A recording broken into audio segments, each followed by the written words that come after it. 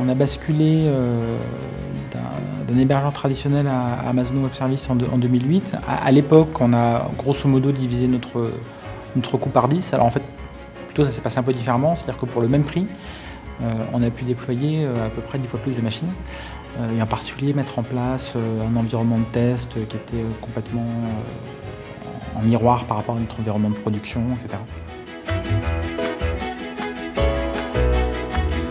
Je m'appelle Mathieu Hugues, je suis président de Fujitsu Romet Process. Fujitsu Romet Process est une société que j'ai créée en 2007 et qui a été rachetée par le groupe Fujitsu il y a un an. Donc, Romet Process est une plateforme cloud de développement pour les entreprises qui permet à une entreprise de créer et déployer des applications orientées workflow, processus métier pour n'importe quel employé, n'importe où dans le monde et sur n'importe quel type de device.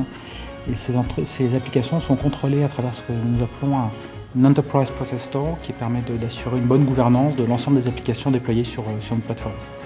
Nous avons aujourd'hui à peu près 450 clients dans le monde entier, sur à peu près une quarantaine de pays, et qui étaient à l'origine beaucoup des entreprises mid-market, comme il y a beaucoup des clients initiaux du cloud étaient, et qui sont de plus en plus aujourd'hui des très grosses entreprises, typiquement en France, un certain nombre d'entreprises du CAC 40, qui déploient massivement des applications pour l'ensemble de leurs employés. En fait, la totalité de notre infrastructure, de nos produits, de notre plateforme, tourne sur Amazon Web Services depuis 2008. Dès on a commencé à utiliser Amazon Web Services, quasiment dès sa sortie de bêta, donc ça devait être mi-2008 ou quelque chose comme ça. Alors on utilise évidemment EC2 pour toute notre infrastructure de calcul et toute notre infrastructure web. On utilise S3 pour les stockages de gros documents et de fichiers.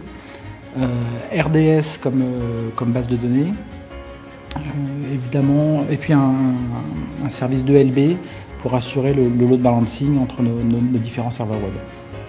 Alors, pour être tout à fait franc, quand on a basculé sur Amazon Web Services, on l'a choisi parce que c'était à peu près la seule infrastructure en 2008 qui était susceptible d'offrir une vraie infrastructure une vraie infrastructure cloud de niveau entreprise.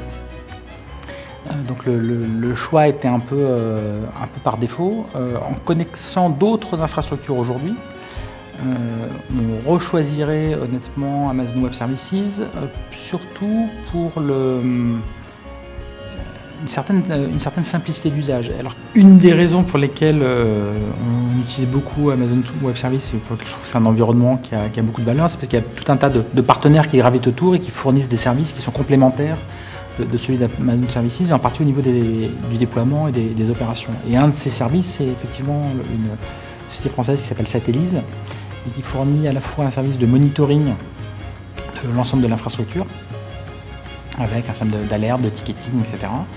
Et puis qui offre aussi un service de maintien en conditions opérationnelles à distance.